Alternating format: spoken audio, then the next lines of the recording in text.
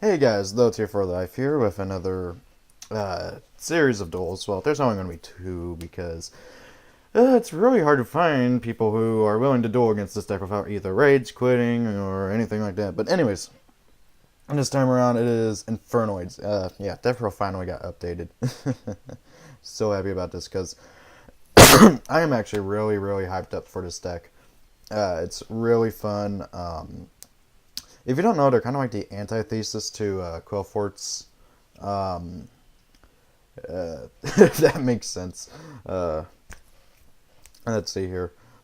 Basically, I'm going first. I set Tor Bust to the Forbidden Realms and Awakened Purgatory. If you don't know what these do, basically Tor Bust, this is I believe it's a TCG exclusive. It might have been released in LCG a while ago. I don't know, because well, we don't get to keep our exclusives for very long, at all. Um, But however, anyways, what he does is whenever he's flipped, you get to add any fiend type monster from your deck to your hand except for light or dark. Well, all Infernoids are fire fiend types, so this guy's kind of like a walking Rhoda. Um, so yeah, I'm doing against Cyber Dragons. He opened up with a pretty terrible hand, in my opinion. I mean, like I've seen bad hands, and then there's this kind of hands. Uh, That being said, I do make some misplays here. I'm still learning the deck. I happen to really find it to be very fun. It's got some good plays. The one thing that I think this deck does need, however, is something to get them from the banished zone to the graveyard. Okay, if you guys don't know how this deck works, basically none of them can be normal summoned or set, and they can only be summoned by banishing another Infernoid either in your hand or in the graveyard, or on the field if you happen to have their field spell out. Now, the problem with this is that after a while, especially late game, like I was doing against a Quasar deck a while ago, uh, and oh my god, late game, it was ridiculous. I had like 20 cards banished. I wish I wish I saved the recording. I instantly clicked on cancel, not save, and anyways, yeah, here's my first misplay here.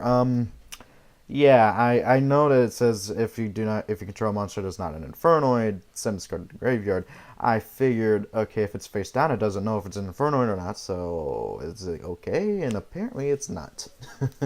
uh, yeah, I I made a misplay there. I would have more stuff in the grave. Basically, what this does is during your standby phase, you can send one or two Infernoid monsters from your deck to the graveyard. If you have multiple of these out, it's really good. And the sad thing with it is that if you don't control it, if you have anything other than an Infernoid, it's sent to the graveyard. So anyways, I start summoning out my dudes. I summon out Astaroth, and I use his effect to blow up a face down, and I summon out another one to do the same thing. Uh, Basically, they can destroy spells and traps. Really nice. The ones I banished, Beelzebul, I believe yeah. Basically, he can bounce a face-up card. Other than that, they all have the same effect. And they almost all have the same effect of where you contribute another monster or themselves and banish a card into your opponent's graveyard during their turn. I don't know how that's supposed to really counter Quillfort, since aside from towers or killer or whichever you prefer, they're not going to hit the grave at all. Um, and then here's their boss monster right here, Nehemoth. Basically, he needs to be summoned by banishing 3 Infernoids. He can be summoned from grave or hand, unlike the others. And I believe Adramala and Fail can also be summoned from hand or grave. Basically, if it's level 5 or higher, it can generally be summoned from hand or grave. Um, and basically, when Nehemoth is summoned, he destroys all other monster cards on the field, and once per turn, during the player's turn, you can tribute another monster to banish a spell or trap card whenever it's activated. Now, sorry, whenever its effect is activated. So basically, it can stop a Quillfort tool, which is really nice. Anyway, so yeah, I can't summon him because, for one, I don't have any of the requirements, and also, all Infernoids cannot be summoned unless, like, if you have more than basically right here, if you can, you cannot summon him unless The total level and rank of all effect monsters you control is 8 or less. Now notice how it says effect monsters, so you can use normal monsters, and this is intended to be used in conjunction with the token generating field spell. I believe I get to it sometime in this duel. Anyway, so yeah. Now you'll notice me do something here. I'm going to use one of their effects to banish his Cyber Dragon Engrave because I don't want him using Core's effect to get out Cyber Dragon from deck. And also he could use Cyber Repair Plant to add a dude. I just don't want to deal with that, and so I banish it. Now he summons Cyber Valley, and I think he sets threatening roar and ends his turn. Yeah.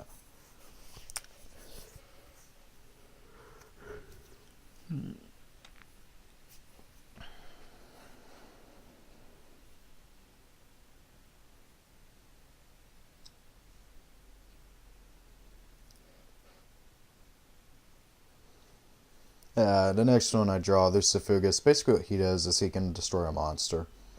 Oh, and whenever Astaroth or Lucifugus use their effects to destroy either a monster or spell, depending on whichever one you're using,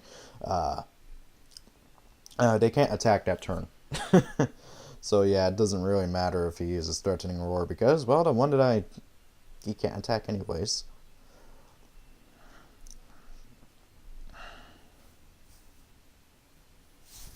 Now, if you're wondering why I'm playing Field Barrier, it's because the field spell is so integral to this deck. It's not really like it. You can play without it, but it really does help. Is my point. So, since I would rather not it be destroyed, I play Field Barrier. Also, it's pretty good against other field spell like using decks like UA, which I've been doing against quite a bit. People have been playing UA quite a bit, including myself. Even at a UA mirror match, and that was fun, honestly. I have a kind of love-hate relationship with mirror matches. Okay, so he kamikazes Core into one of my Astaroths to try and be able to use his effect later on. I don't know exactly why. That's what I'm assuming, though.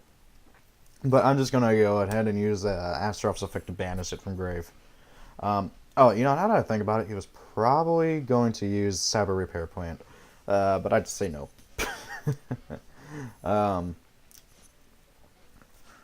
So yeah, now I can actually summon stuff again because I have a level 4, not a total of level 8. So now because of that restriction where you cannot summon them unless you have total level like 8 or more, 8 or less, you really have to like play around that, and like you have to summon your weaker guys first and then summon your big guys, because they do have a level 10 and they do have a level 8. I believe they also have a level 5. Oh, there's the field spell. Let's see here. Yeah, there's the. I think he's level 1, 2, 3, 4, 5, 6. Oh no, maybe they don't have a level 5. Oh yeah, that's right. For some reason, Devpro recognizes a Dramalek as a level 5, even though he's a level 8. It's kind of funny, but it's also kind of unfair because I've done some things that I really shouldn't have been able to because the Dramalek's a level 8, not a level 5, and for some reason Devpro has him registered as a level 5. I believe here he just quits because. Oh yeah, that's right. No, never mind. He has 1 day of peace. 1 day of peace is still a really good card. I don't think every deck can play it, nor should they, but some decks can definitely play it, especially ones that really need it. Now, I'm going to end phase MST that, I believe, yeah.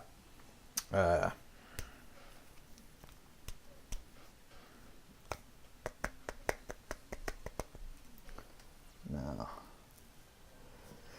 Too bad Cyber Valley doesn't count as a Cyber Dragon, because it really pretty much is. I mean, it even looks like Cyber Dragon. I think Zane used it in combination with Cyber Ouroboros.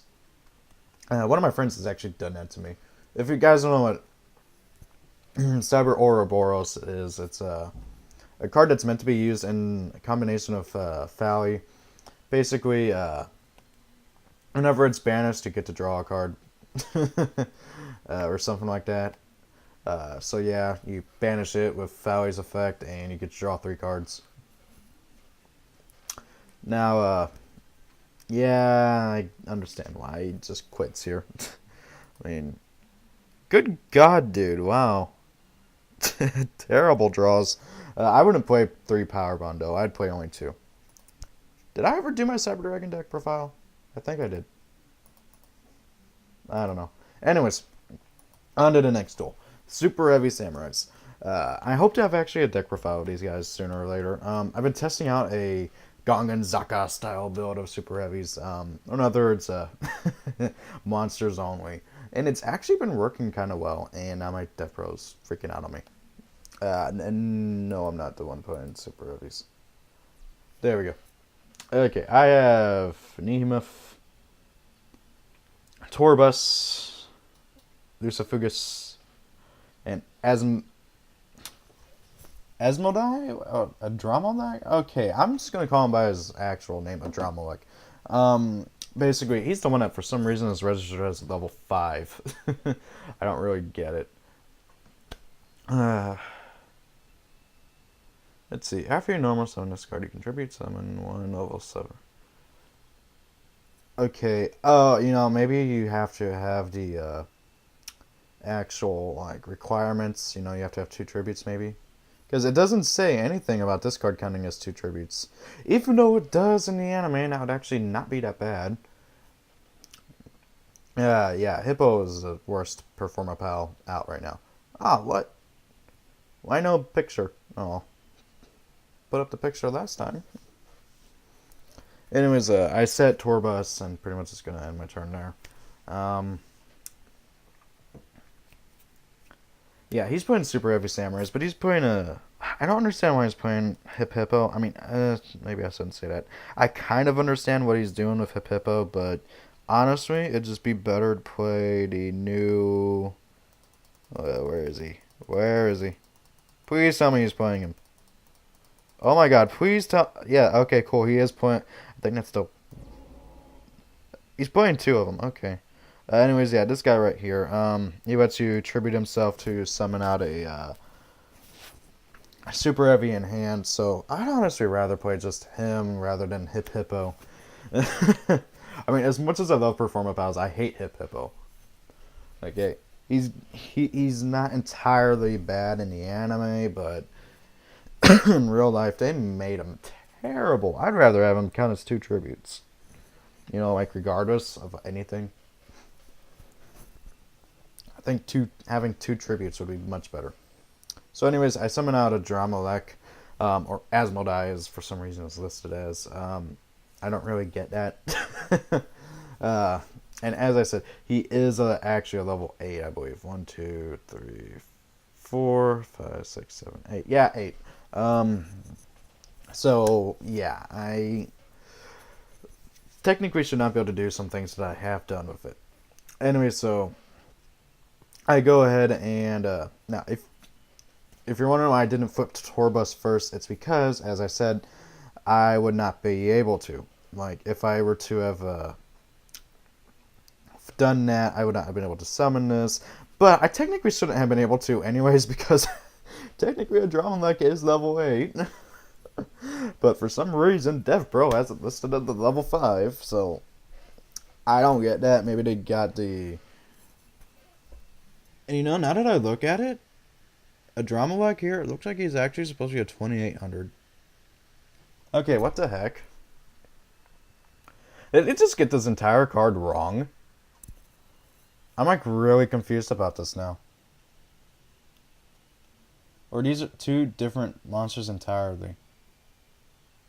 Someone explain this to me, please. Because now that I'm looking at this, these look like 2 entirely different monsters entirely. See, doesn't that kind of look like a 6 or an 8 right there? Yeah, I mean, yeah. Okay, yeah, that's a thing. So he uses Redox's effect to summon out Mr. Benkei. You know, I really can't wait to learn what the new Super Heavy Samurai Synchro does. Because believe it or not, they are getting another one. Now, in a build that is using spell and trap cards, I would really not recommend playing Susanoo. I mean, he's still a good card nonetheless, but look at this. If he were to summon Susanoo right now, he would not be able to use its effect. Sorry, excuse me, I got the hiccups all of a sudden. Ugh. Or something, I don't know. Anyways, so at this point, yep, get the token off of Overflowing Purgatory. I believe this also protects my lower level Infernoids, which is pretty cool.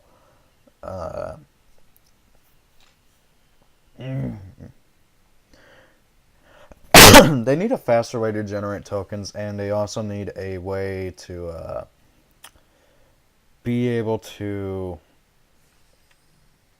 put stuff back into the graveyard. That is their biggest thing, because Burial from the Different Dimension, I believe that's a card, right? Yeah, there it is right there. It's not going to cut it, especially since it's at 1. Okay? And speaking of, why is it still at 1? Like, really? No one plays it, except for me and some of these decks. Like, I used to play it in my Nordics. Now I'm playing it in Infernoids, because they need it. They really do. And they need something to, like, put stuff back into the graveyard. Like, they need their own version of Fortune's Future. If you guys don't know what Fortune's Future is, I believe I'm getting the name right. It's a spell card for Fortune Ladies, and what it does is it says return 1 banished Fortune Lady monster into the graveyard, draw 2 cards. They need something like that. That's what they need. They need something like that. Okay? Now then, anyways, he goes to try and I use Redox effect to summon it from grave. I chain Astaroth and tribute himself to banish Redox. I felt like such a jerk because he just banished 2 of his own monsters to try and summon it, and then I just tributed something to banish him.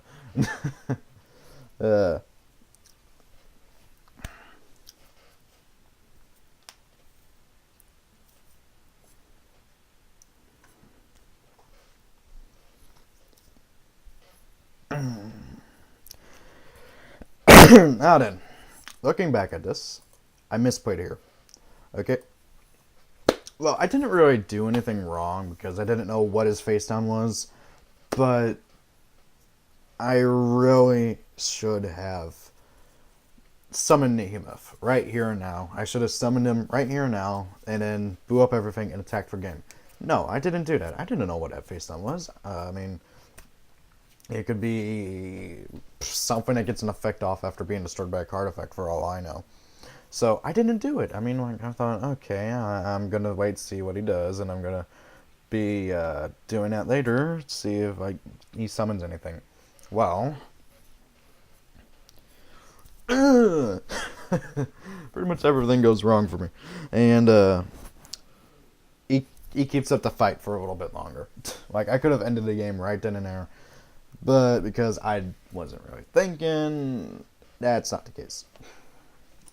Whoops. Thought I clicked on something. By the way, guys, for those who are curious as to why I haven't uploaded a sneak preview opening for new challengers, it's because whenever I went up there, I kind of forgot to record it. I'm sorry. I didn't really, you guys didn't really miss anything. I get crap pulls out of sneak previews all the time. I didn't do as bad as one of my friends, though. I mean, he got like, dang it, error. Anyways, yeah, basically what happens is I tried to summon Nihimeth to blow up everything. He uses a Soulfire suit over here to save his Big Benkei. Then basically I summon Nihemeth again after he kills it with Big Bang K, and nuke everything, attack for game. That's basically what happens. I hate these errors. Oh god. Anyways, guys, I hope you enjoyed. I hope one of you guys can explain to me what's going on with the Andromeda Smile thing. I think they got their two mixed. I think they got two monsters mixed up. Yeah, I hope you enjoyed the duel. Rate, comment, subscribe, and I am really sorry about not about messing up with the new challengers thing. I just forgot it. I even had it in my mind while walking up there, and it just left my brain. The best card I pulled was an Ultimate Trivia. That's about it. On another note, I was able to get pretty much the entire main deck for Fluffles, including one Ultimate Rare Fight for Bear, and it looks so cool. That being said, I'd say after a week or so, after the new Challengers comes out, expect a ton of deck profiles. That would be that's my plan, okay? I'm hoping to be able to finish up Melodious Divas, Fluffles, and UA, and maybe have an updated Performapod deck. I'm not entirely sure if I want to do that or not, because I changed like 4 or 5 cards in the deck, and that's about it. Anyways, guys, I hope you enjoyed. Rate, comment, subscribe. Have a great day, everybody. This is Lottery for Life, signing out.